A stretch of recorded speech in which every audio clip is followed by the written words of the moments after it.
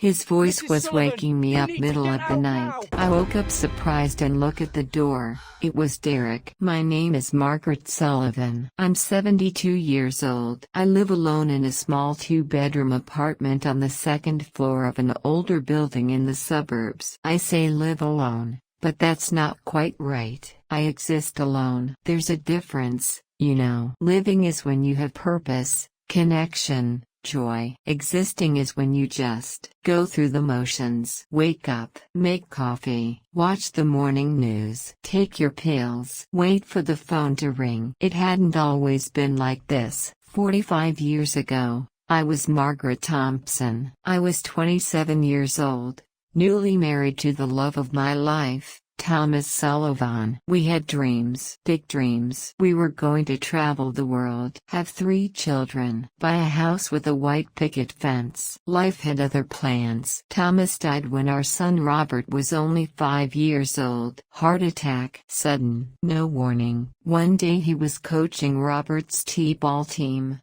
and the next day, he was gone. I was 32 years old, a widow, a single mother, working 2 jobs just to keep food on the table. But I did it. I raised Robert by myself, worked at a diner during the day, cleaned office buildings at night, put Robert through college, watched him graduate, walked him down the aisle when he married Linda. I thought I'd done everything right. I thought I'd built a good life, a safe life, a life where, in my old age, I'd be surrounded by family, grandchildren, love. But that's not what happened. It started small. So small I didn't notice at first. After Thomas died, after Robert graduated college and got married, I bought this little apartment. It wasn't much, but it was mine. Paid for with my own savings. My little piece of security. For the first few years, Robert visited regularly. Every Sunday, he'd come for dinner. We'd talk, laugh, remember Thomas together. Then he met Linda. Don't get me wrong. Linda seemed lovely at first. Beautiful, polished. She had this way of smiling that made you feel special, like you were the only person in the room. Mrs. Sullivan, she'd say, "You've raised such a wonderful man. You must be so proud." And I was proud. So proud. They got married 2 years ago. Robert was 43. Linda was 36. I thought,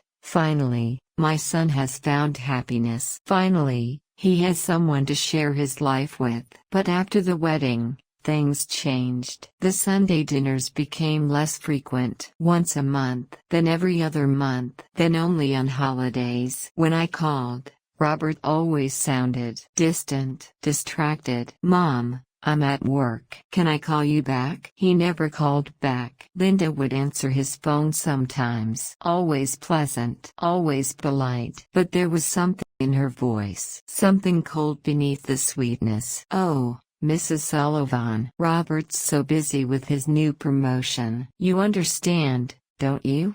We'll visit soon. I promise." They never visited. Then, about 6 months ago, Linda started making suggestions. "Mrs. Sullivan, don't you think this apartment is getting too much for you?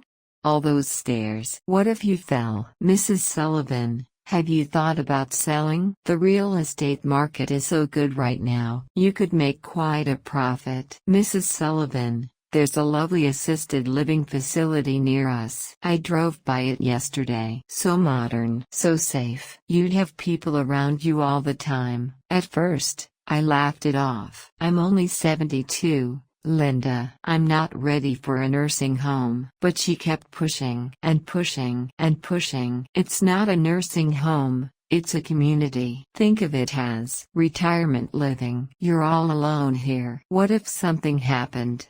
What if you had a stroke and no one found you for days? Robert and I worry about you so much. We just want you to be safe." That word, safe. She used it constantly. Like my apartment was some kind of death trap. Then came the life insurance conversation. Linda showed up one afternoon with paperwork. All smiles. All concern. "Mrs. Sullivan, I was talking to my financial advisor. And he mentioned something important. Your life insurance policy is so old. The beneficiary is still listed as Thomas. We should update it. I hadn't thought about my life insurance in years. It was a small policy, $25,000. Barely enough to cover a funeral. Who should I list?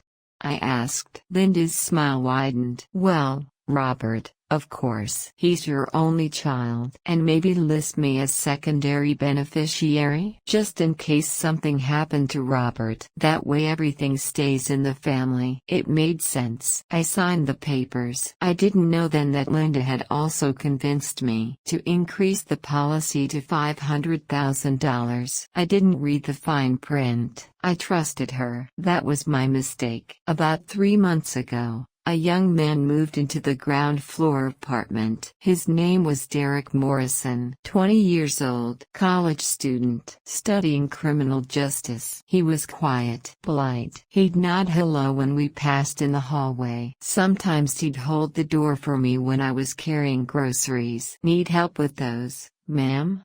He'd ask. Oh, I'm fine, I'd say, but he'd carry them anyway. Walk me right to my door. My grandmother's about your age, he told me once. She lives in Ohio. I don't get to see her much, so I don't know. Helping you makes me feel like I'm helping her too. It was sweet. In a world where my own son barely called, this stranger was showing me more kindness than my own family. I started leaving him cookies sometimes. Chocolate chip, his favorite. He started checking on me, knocking on my door every few days. Just making sure you're okay, Mrs. Sullivan. I'd invite him in for tea. We'd talk. He'd tell me about his classes, his dreams of becoming a detective. I'd tell him stories about Thomas, about raising Robert, about the good old days. It felt nice, having someone to talk to. I didn't know then that Derek wasn't just being kind. He was watching, listening, investigating, because Derek had heard something that made his blood run cold. It was a Tuesday night, late, around 11 p.m. Derek was coming home from his shift at the campus library. He was walking up to the building when he noticed a car parked in the lot. Engine running, lights off. He wouldn't have thought anything of it, except he recognized the car. It was Robert's, my son's car. Derek slowed down. Something felt off. Why would Robert be here so late?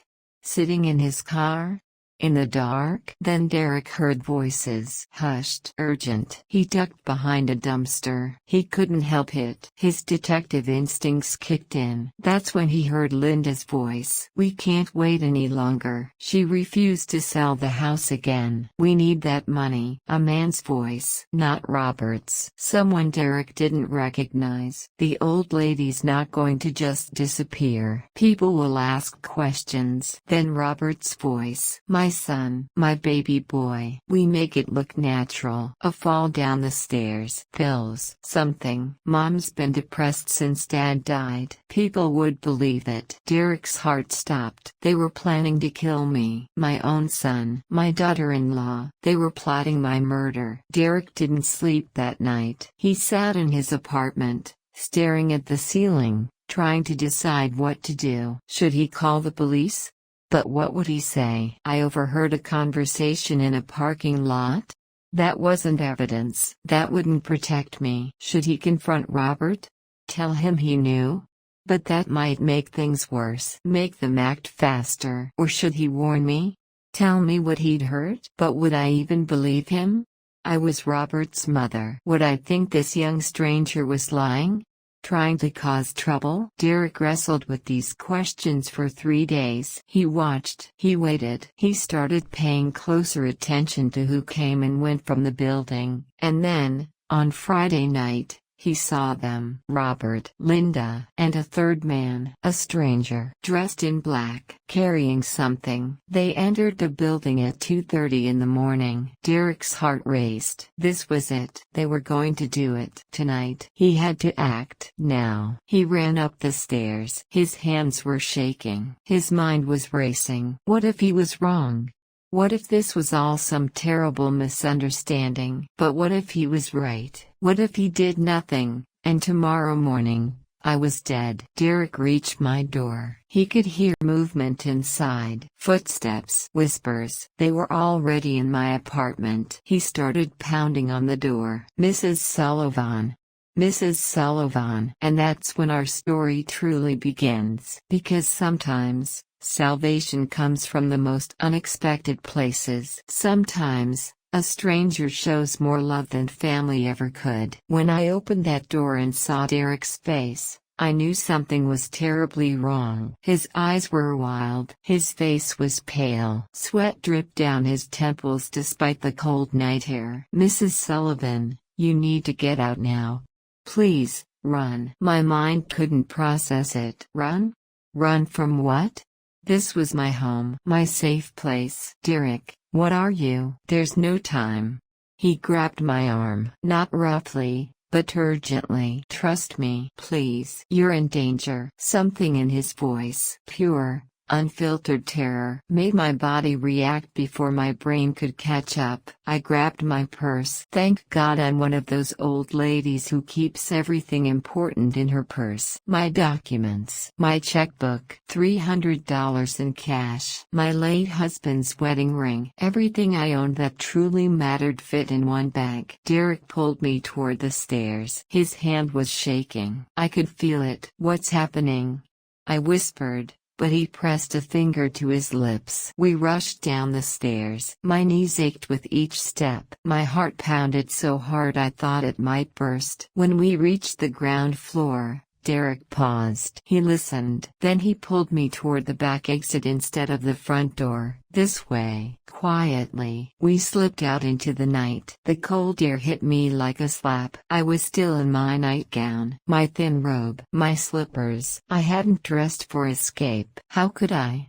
5 minutes ago, I'd been asleep in my bed. Derek led me behind the building, into the alley. We crouched behind a dumpster. Stay low, he whispered. Don't make a sound. That's when I heard it. A thud from above. From my apartment. Then voices. Angry. Confused. Where is she? She was sleeping right here. Check the bathroom. The closet. I recognized those voices. Robert. Linda. My son. My daughter-in-law. They were in my apartment. In the middle of the night. Looking for me. Derek had been telling the truth. My whole body started to shake. Not from the cold, from shock. My son, my baby, the child I'd raised alone, the boy I'd worked 2 jobs for, the man I'd sacrificed everything for. He was there to kill me. I wanted to scream. I wanted to cry. I wanted to run back upstairs and demand answers. But Derek's hand on my shoulder kept me still. Not yet. He whispered. We need to get you somewhere safe first. A car pulled up. A black sedan. The same one Derek had seen days ago. 3 figures emerged. Robert, Linda, and a third man I didn't recognize. Tall, broad. He looked like he did this kind of thing for a living. They stood by the car,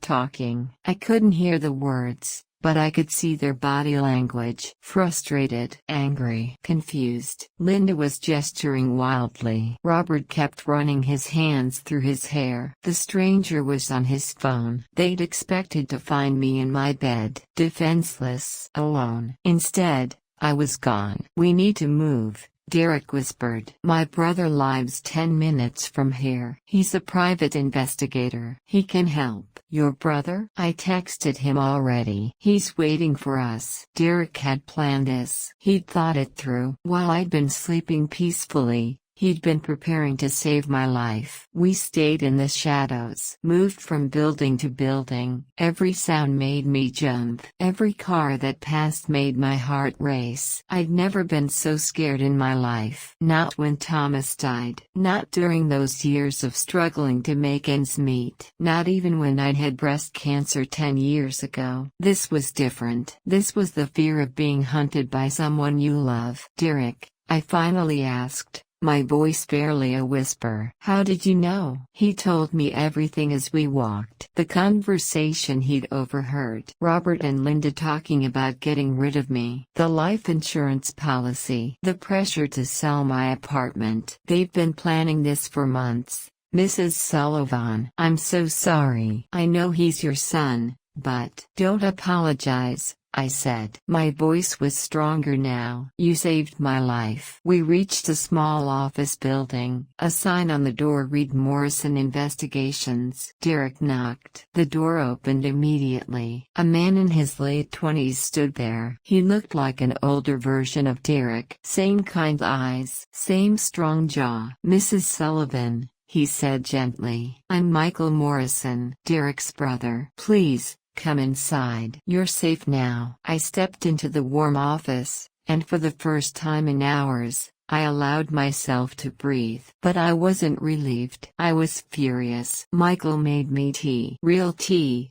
not from a bag. He wrapped a blanket around my shoulders. He spoke in soft, calming tones. But nothing could calm the storm building inside me. Tell me everything, I said. I want to know exactly what they were planning. Michael and Derek exchanged glances. Mrs. Sullivan, maybe you should rest first. Tell me now. Michael sighed. He opened a laptop and turned it toward me. I've been investigating your daughter-in-law for 2 weeks. Ever since Derek called me with his concerns. On the screen was a document. A background check. Linda Marshall. That was her name before she married Robert. Before that, she'd been Linda Anderson. Before that, Linda Phillips. She's been married before?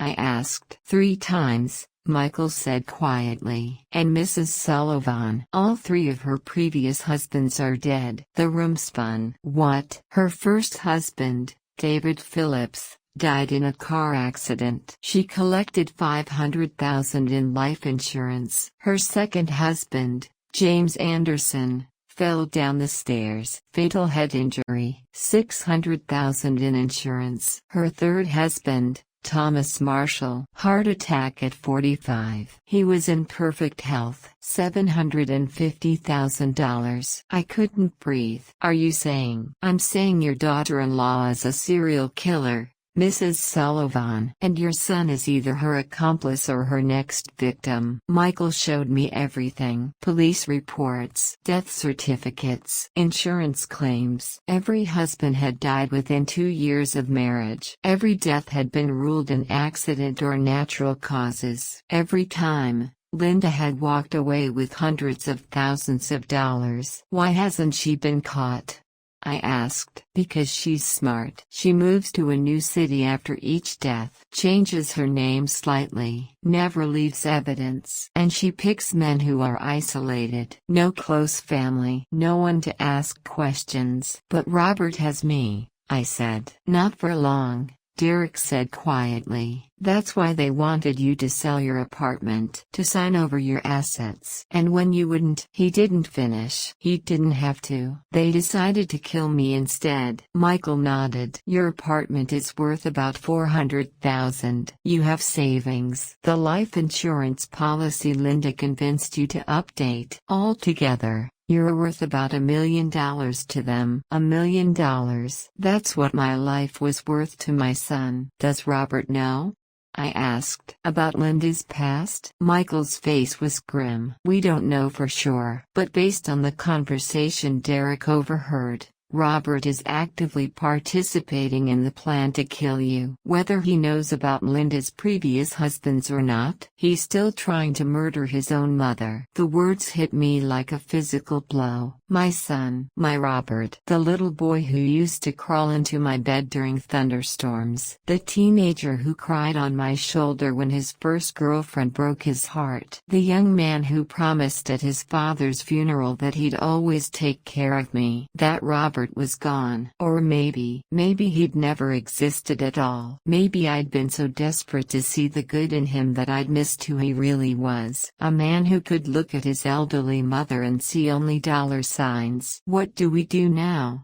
I asked. Michael leaned forward. That's up to you, Mrs. Sullivan. We have evidence, but it's not enough to arrest them yet. We need more. We need to catch them in the act. You want to use me as bait? I want to give you the choice. We can go to the police right now with what we have. They might investigate. But Linda has gotten away with this 3 times before. She knows how to cover her tracks. Without solid proof, she'll walk away. And she'll try again, with someone else. Or? I asked. Or we set a trap. We let them think they still have a chance. We record them, get them to confess, and then we hand everything to the police with enough evidence that they can't escape. It was dangerous, risky, foolish, even. But as I sat there, wrapped in a borrowed blanket, drinking tea in a stranger's office at 4 in the morning, I realized something. I was tired of being afraid, tired of being the victim, tired of being the weak old woman everyone underestimated. What would I have to do? I asked. Michael smiled. It was a sad smile, but there was respect in it. We'll work out the details together. But basically, you'd go back, act confused, let them think you just went for a walk, couldn't sleep, had no idea they were there. And then we watch. We wait. And when they make their next move, we'll be ready. I looked at Derek, this young man who barely knew me, who had risked everything to save a lonely old woman's life. Why are you doing this? I asked him. His eyes were gentle. Because my grandmother died alone in a nursing home 5 years ago. The family barely visited. She spent her last months lonely and forgotten. I couldn't help her. But I can help you. Something in my heart cracked open. These strangers cared more about me than my own son did. That realization hurt worse than anything. But it also made me strong. Okay, I said. Let's do it. Let's catch them. Michael nodded. Then we start planning. But first, Mrs. Sullivan, you need to rest. You've been through a trauma. Sleep for a few hours. We'll begin when the sun comes up. He led me to a small back room with a couch. Derek brought me more blankets. A pillow. Thank you, I whispered. For everything. Don't thank me yet, Derek said. We still have a long way to go. He closed the door gently. I lay on that couch, in that strange office, wrapped in borrowed blankets. And I thought about my life. About all the years I'd spent trying to be good, to be kind, to be the perfect mother. And where had it gotten me? My son wanted me dead. But you know what? I wasn't dead, not yet, and I was going to make damn sure I stayed that way, even if it meant destroying my son to save myself. I woke to the smell of coffee and the sound of low voices. For a moment, I forgot where I was. Then it all came rushing back. The midnight knock, the escape, the terrible truth about Robert and Linda. I sat up slowly. My whole body ached. 72-year-old bodies aren't meant to run through dark streets at 3 in the morning. When I opened the door, Michael and Derek were at a desk, surrounded by papers and laptop screens. Mrs. Sullivan, Michael said, turning. How are you feeling? Like I've been hit by a truck, I said honestly. But I'm alive. That's more than I would have been without you two. Derek poured me coffee. Black, the way I liked it. He'd remembered from our afternoon chats. We've been making a plan, Michael said. But before we go further, I need to show you something. It's not easy to see. He turned his laptop toward me. On the screen was a video, security footage, grainy, but clear enough. It showed my apartment building. The timestamp read 2:47 a.m. Last night. 3 figures approached Robert, Linda, and the stranger. They entered the building. Michael fast-forwarded. At 3:15 a.m., they emerged, empty-handed, confused, angry. That's when they realized you were gone, Michael said. But that wasn't what made my blood run cold. It was what came next. Michael pulled up another file, an audio recording. Derek had already planted a listening device in your apartment, he explained. Just in case. We started recording yesterday. He pressed play. At first, there was just silence. Then, The sound of a door opening. Footsteps. Whispers. Linda's voice. She's in the bedroom. Sleeping. The stranger's voice. Make it quick. I don't like being here this long. Then Robert's voice. My son. Mom. I'm sorry, but we need this. We need the money. There was a long pause. Are you going to do it, or am I?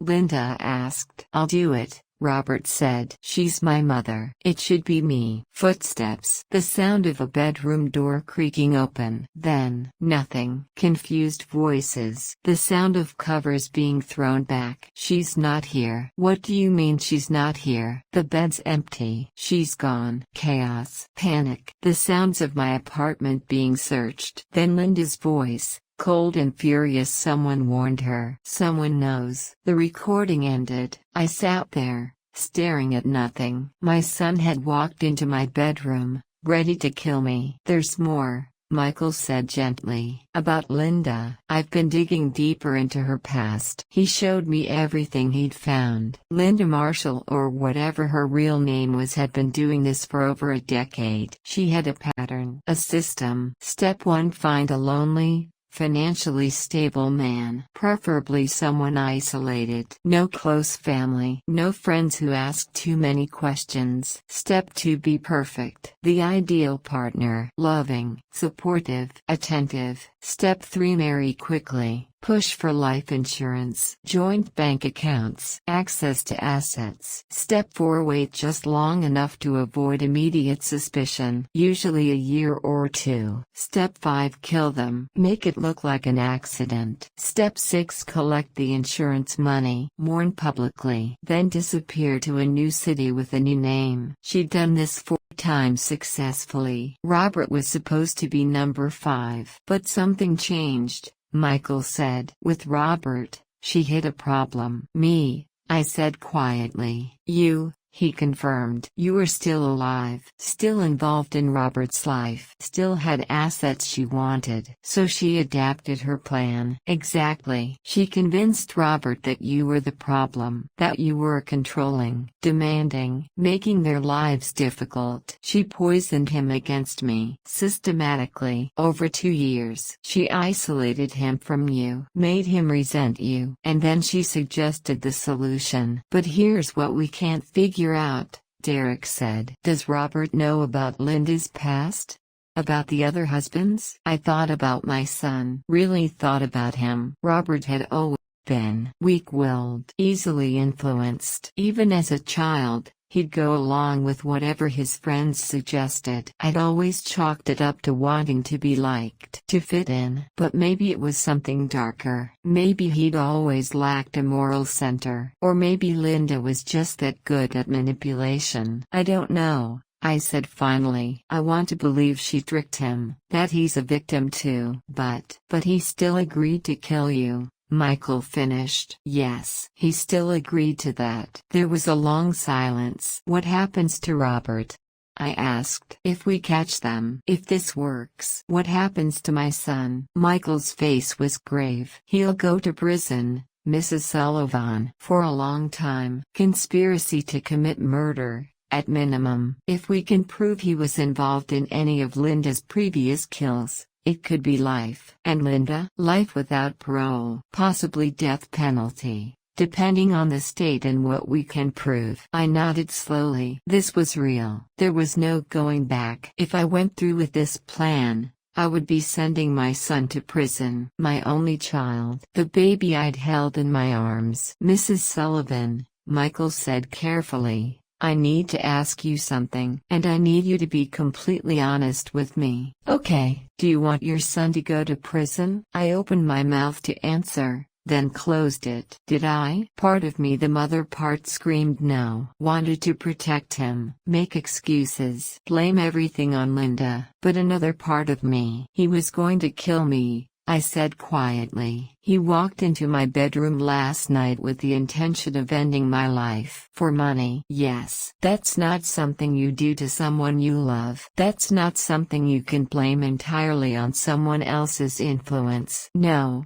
it's not. So yes, I said, my voice growing stronger. I want him to face consequences for his actions. I want him to go to prison, because if he doesn't, he'll do this again, to someone else. Maybe even to Linda, eventually. Michael nodded. Okay, then we move forward. For the next 3 hours, we planned. The strategy was simple, but dangerous. I would go home this afternoon, act confused, tell Robert and Linda if I saw them that I'd had a restless night and went for an early morning walk, got disoriented, ended up at an all-night diner. I'd seem frail, confused, maybe even showing early signs of dementia. This would serve two purposes. First, it would explain my absence. Second, it would make me seem like an easier target, more vulnerable. They'll try again, Michael said. But next time, they'll be more careful. More subtle. Poison,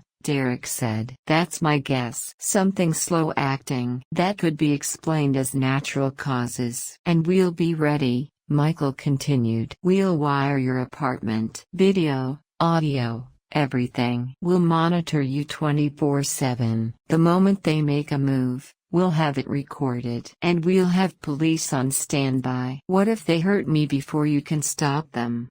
I asked. Michael's face was serious. That's the risk. And I won't lie to you, it's a real one. But we'll be watching constantly. And at the first sign of actual danger, we'll intervene immediately. So I just live my normal life with my would-be murderers watching me? Essentially, yes. I laughed. It was a bitter sound. I've lived 72 years. Never thought it would come to this. Derek made lunch while Michael and I went over the details. As I ate my sandwich, I found myself thinking about the past, about when things were good. Robert's 5th birthday. Thomas was still alive. We were poor, but we were happy. We'd made Robert a cake from a box mix. Couldn't afford much for presents, but we'd wrapped up a small toy car we'd found at a yard sale. Robert's face had lit up like we'd given him the world. Best birthday ever, he'd shouted. Thomas had looked at me and smiled. We're doing okay, Maggie. We're going to be okay. 3 weeks later,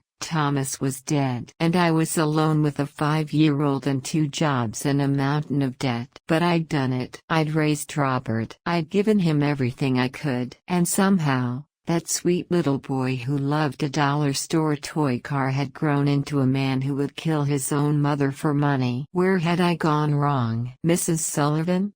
Derek's voice was gentle. You okay? I realized I was crying. I keep thinking, was it my fault? Did I do something wrong? Was I a bad mother? Derek knelt beside my chair. No. Mrs. Sullivan, listen to me. This is not your fault. You raised your son the best you could. You sacrificed everything for him. What he chose to become, that's on him, not you. But if I'd been different, if I'd remarried, given him a father, maybe nothing, Michael interrupted. Mrs. Sullivan, I've seen a lot of cases in my work, and I can tell you this. Good parents sometimes raise bad children, and bad parents sometimes raise good children. There's no formula, no guarantee. Robert made his own choices. He's an adult, Derek added. A 45-year-old man. Whatever he is now, it's because of his own decisions. I wanted to believe them. But the mother guilt runs deep. We always blame ourselves, don't we?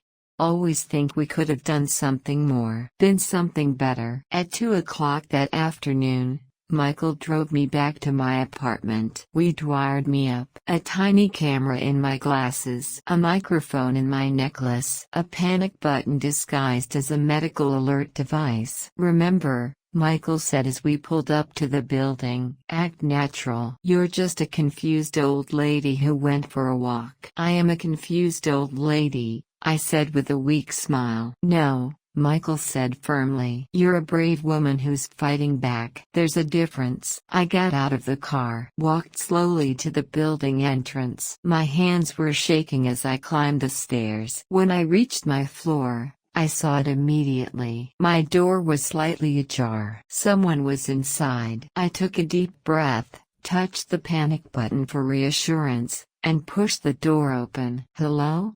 I called out, making my voice quaver. Is someone there? Robert emerged from my kitchen. Mom. His face was a perfect mask of concern. Oh my God, where have you been?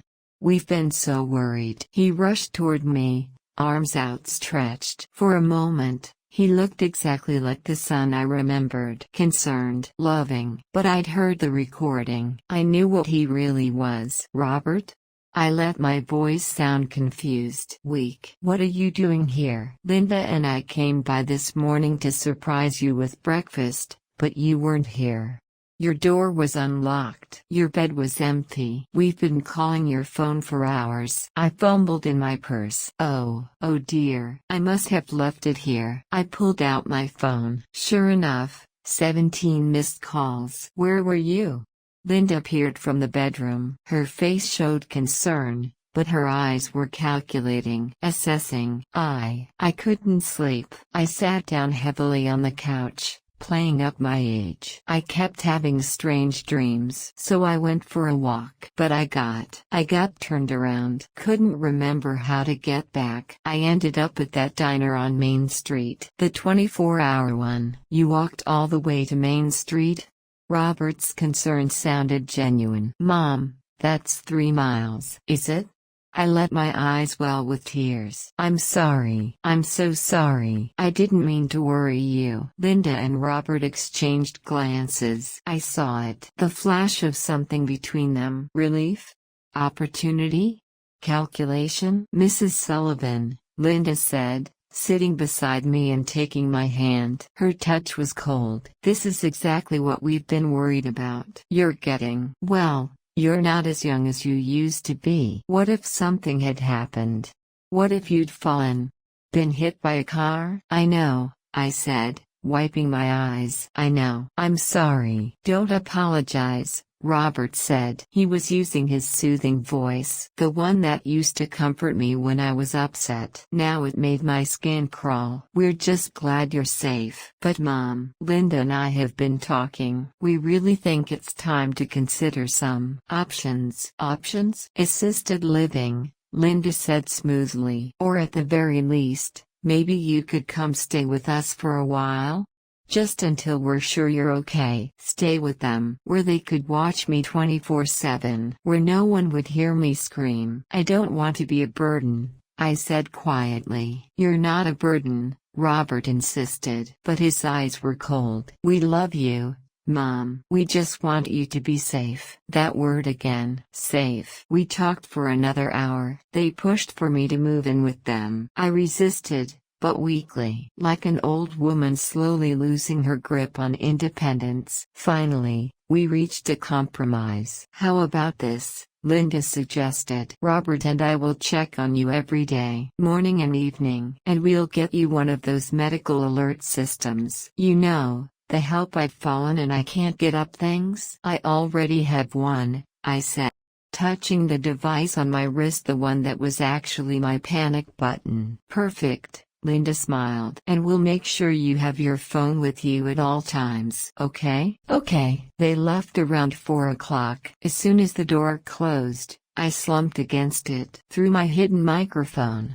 I heard Michael's voice. You did great, Mrs. Sullivan. Really great. Did you record everything? Every word. But it's not enough yet. We need more. We need them to make an actual attempt. I walked to my bedroom, looked at my bed where I would have been sleeping if Derek hadn't warned me, where Robert had come to kill me just hours ago. I stripped the sheets, put on fresh ones, erased the evidence of their intrusion, and I waited. For the next 3 days, Robert and Linda played their parts perfectly. They called every morning, visited every evening, brought me groceries, made me dinner, acted like the devoted family I'd always wanted. And all the while, Michael and Derek watched from their van parked down the street, recording everything, waiting for the moment. On the 3rd night, Linda brought soup. Homemade chicken noodle, she said, smiling warmly. My grandmother's recipe. It'll make you feel better. You're so good to me,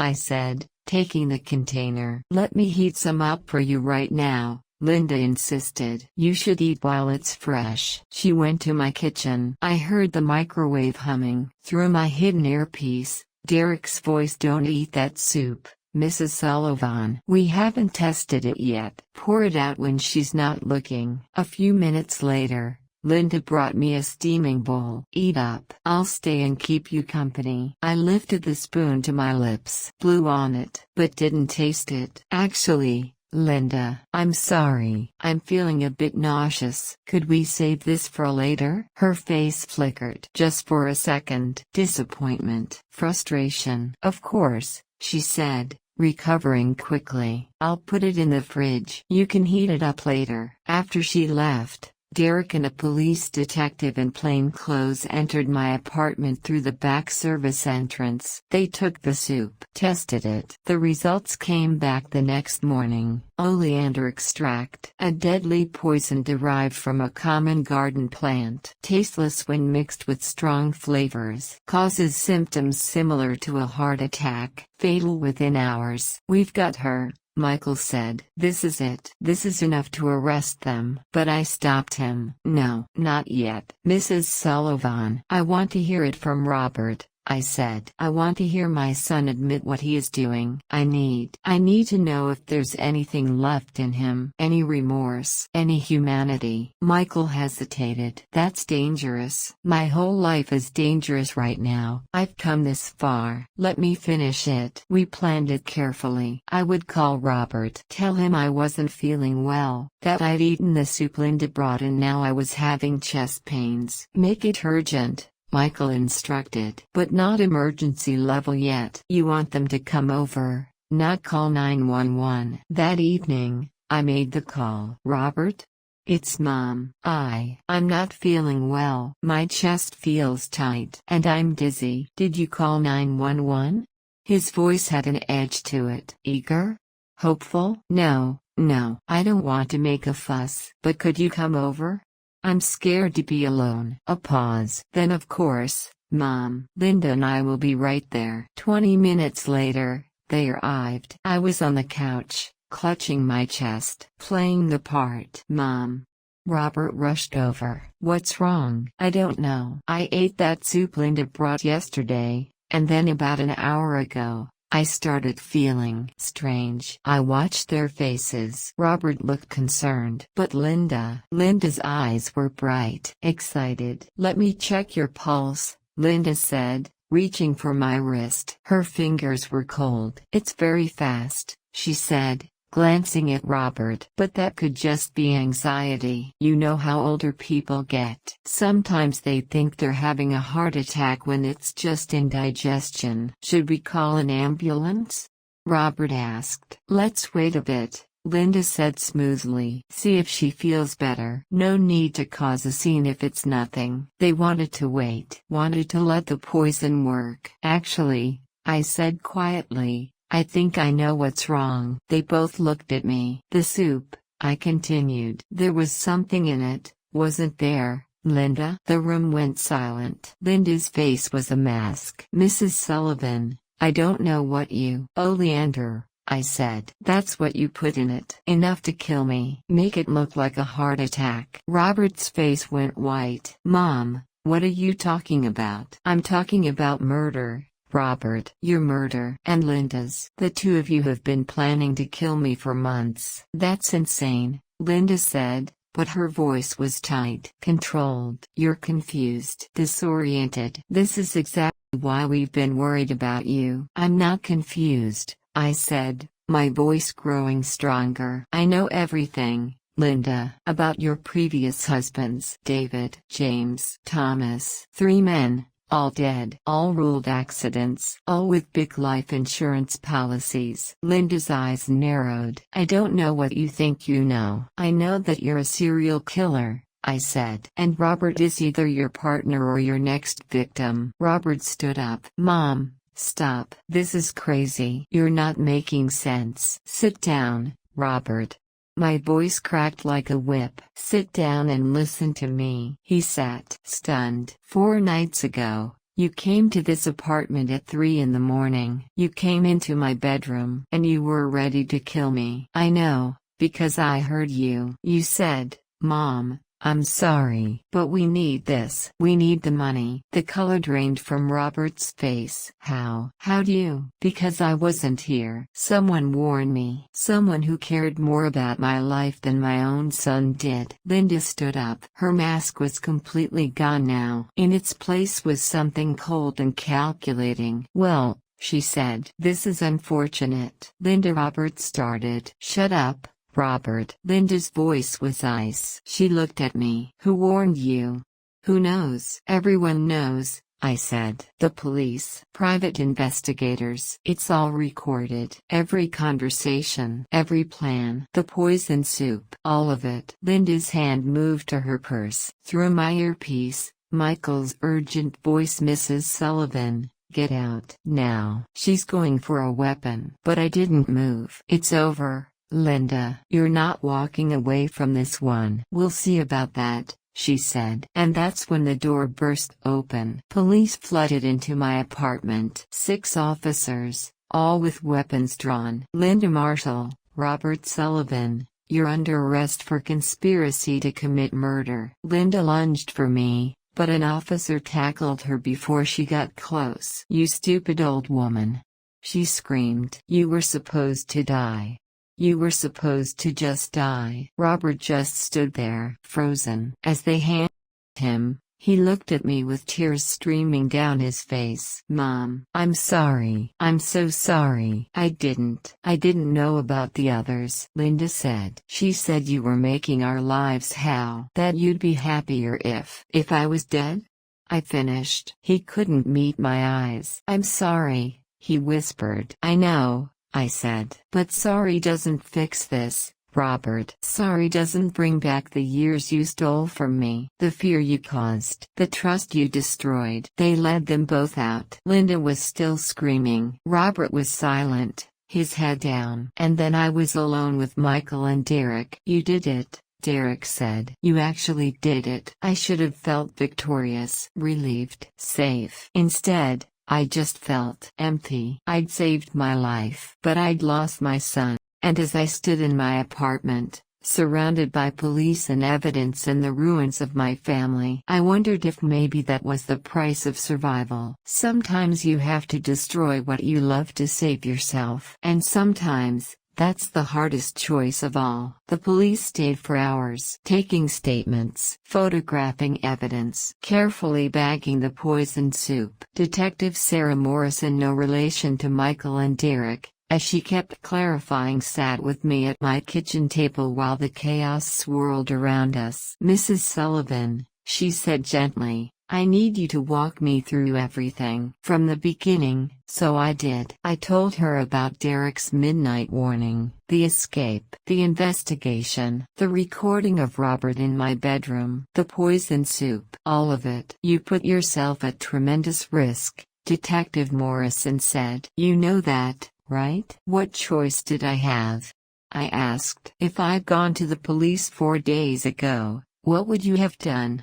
A conversation overheard in a parking lot isn't evidence. And Linda had gotten away with this 3 times before. 4 times, the detective corrected. We're reopening all the previous cases. With what we know now, we'll be able to build charges for those murders too. And Robert? Her face was grave. Your son is facing conspiracy to commit murder, attempted murder. With his cooperation, he might get a reduced sentence. 20 years instead of life. 20 years. Robert was 45. He'd be 65 when he got out. My age, when Thomas died and my struggles began. By the next morning, the story had exploded. Local woman survives son's murder plot. Serial killer caught after 4th attempt. 72-year-old fights back against deadly daughter-in-law. My phone rang constantly. Reporters, TV producers, true crime podcasters. Everyone wanted my story. Michael helped me screen the calls. But one call I did take. Mrs. Sullivan?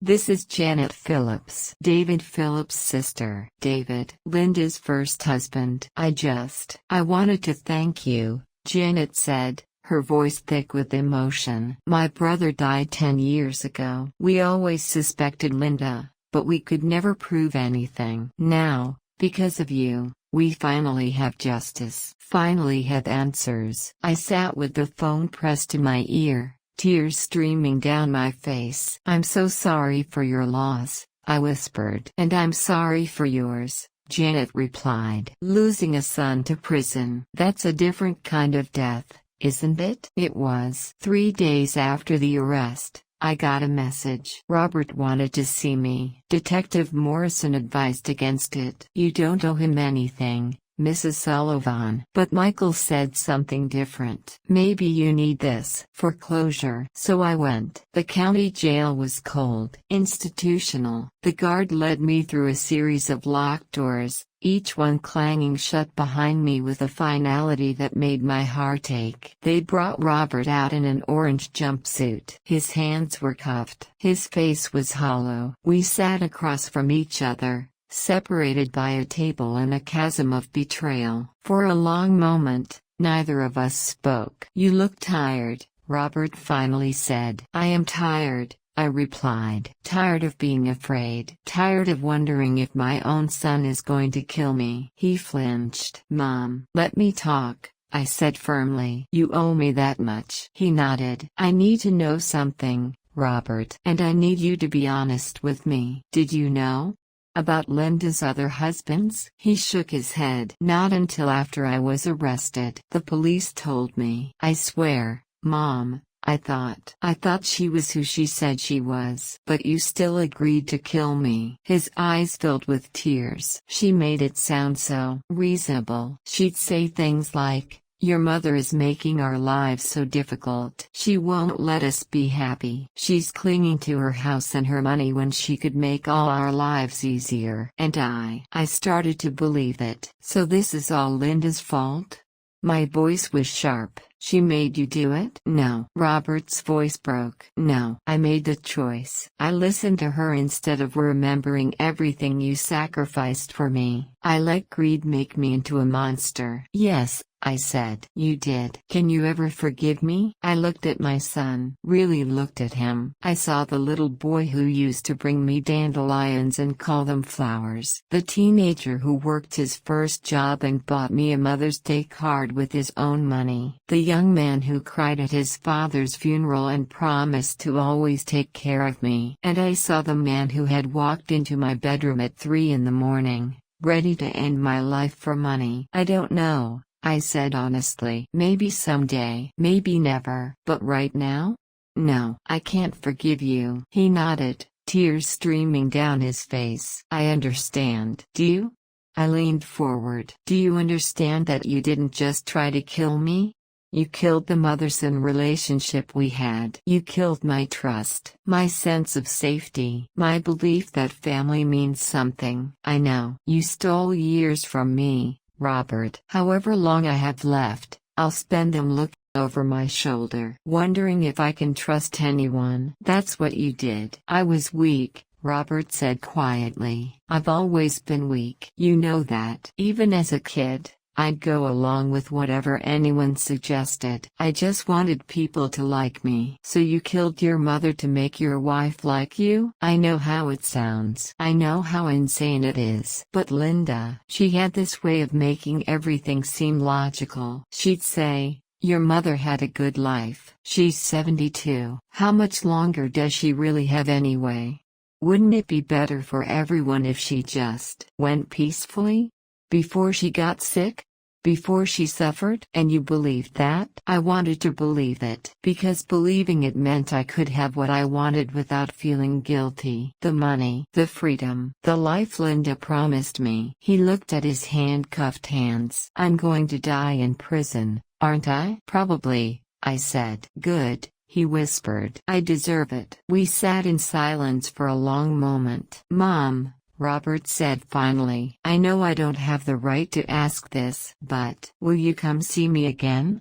"Not now. Maybe not for years. But someday." I thought about it. Really thought about it. "Maybe," I said. "If you use your time in here to become someone different. Someone better. If you genuinely change, not just say you're sorry. Then maybe someday I'll visit again. I will, he said. I promise. I'll spend every day trying to become the son you deserved. Don't do it for me, I said, standing to leave. Do it for yourself. Because you need to live with what you've done for the rest of your life. And that's going to be a lot easier if you actually become a better person. As I walked out of that jail, I felt something shift inside me. I wasn't just walking away from Robert. I was walking away from the woman I used to be. The woman who always put others first. Who sacrificed her own happiness for her son's. Who believed that family loyalty meant accepting any behavior, forgiving any sin. That woman had almost gotten me killed. I was someone new now. Someone stronger. Someone who understood that loving yourself sometimes means cutting ties with the people who hurt you, even if those people are your own children. The sun was bright as I stepped outside. Derek was waiting by his car. How'd it go?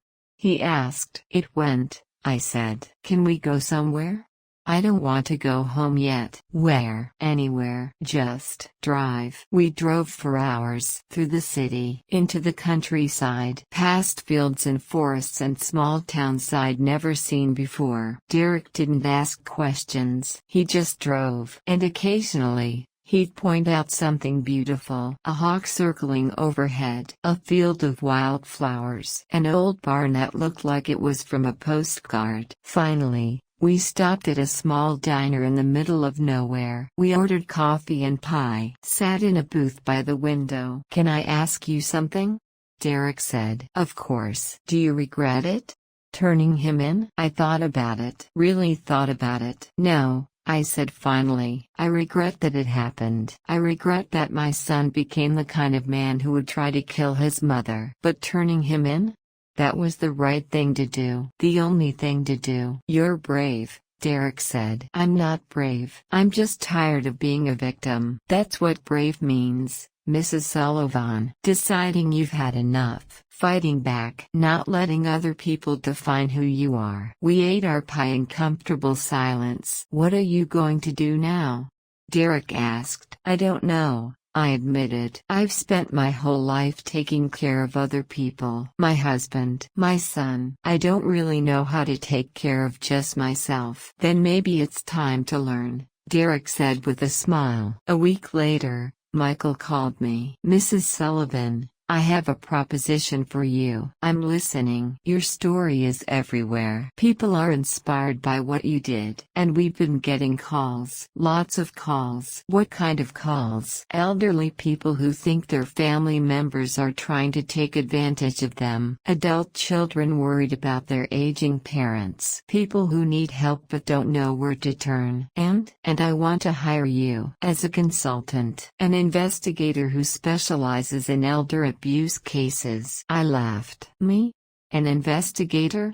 I'm 72 years old. Exactly. You understand what it's like. You know how these predators operate. And you have something most investigators don't have. What's that? You look harmless. People underestimate you. That's your superpower, Mrs. Sullivan. I thought about it. My whole life, I'd been underestimated, seen as weak, easily controlled. What if I used that? What if I turned my greatest weakness into my greatest strength? Tell me more, I said. 2 weeks later, I was sitting in a training session at Morrison Investigations. Michael was teaching me about surveillance equipment. Derek was showing me how to document evidence. They were teaching me how to be an investigator. At 72 years old, I was learning a completely new skill. And you know what?